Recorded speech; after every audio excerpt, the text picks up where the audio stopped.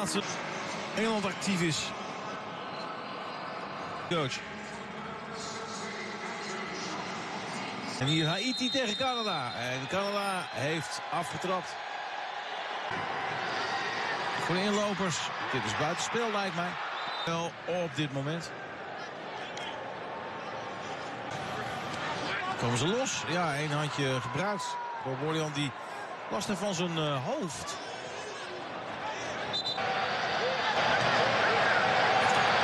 De schot is daar, maar gaat naast. De schot is daar, maar gaat naast. Basile.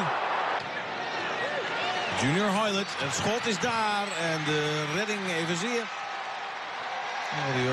Nog even. Dan zijn ze bij Haiti niet op te letten. En daar wordt genadeloos gebruik van gemaakt door Jonathan David. En zo komt Canada op een 1-0 voorsprong. Het is de 18e minuut van deze wedstrijd. Het wordt Davies. Het wordt Davies. En die schiet hem op de lat. Zodat het ook duidelijk wordt waarom Davies. Voor Junior Hoilett. Schot van ver. Een rare redding. Of niet. Of wordt het 2-0. Het al 5 in had liggen. Cavallini maakte de 4 tegen Cuba. En eentje. Dus is hier Placide gezien.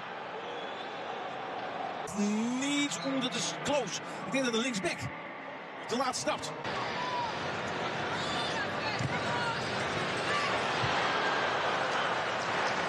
Ja, en schiet hij maar weer eens.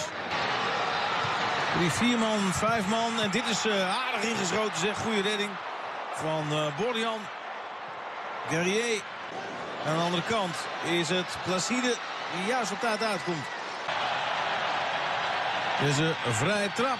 Gaat naast. Had Borjan al gezien. Van Hervé Bas. Langs geglipt door Alex Christian. En deze kopbal gaat net naast. Zijn zesde van het toernooi. En 10 minuten later.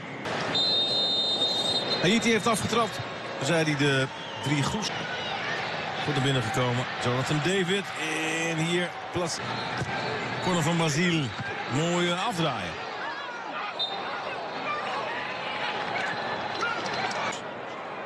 Dat was wat kort, jongens. Ja, en dus de fout. En dus de 2-1. De terugspeelbal is te kort. Maar hij ook een beetje halfzacht. En dan is het 2-1.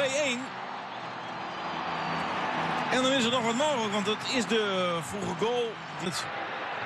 Osorio, terug Hoilett. Dit is mooi, maar net naast. Doelpunt op. Deze vrije trap. Sterk zijn ze in de lucht. Groot zijn ze namens. En hier. Bal naast gelopen. Ik denk door Gefraar. Dat is nummer 6. Dat zou het kunnen worden. Hier tussen de beide linies helemaal vrij.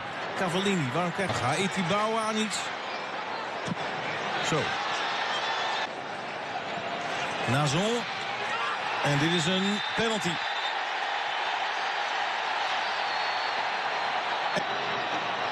Er staat Limmer naar de keeper te kijken. En het is 2-2.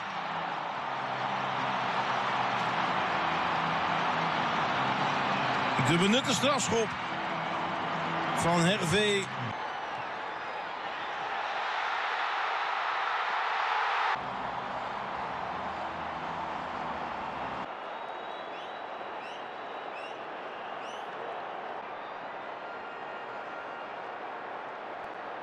Je kan met je billen scoren, dat mag. Dus het is terecht. Een verbazing.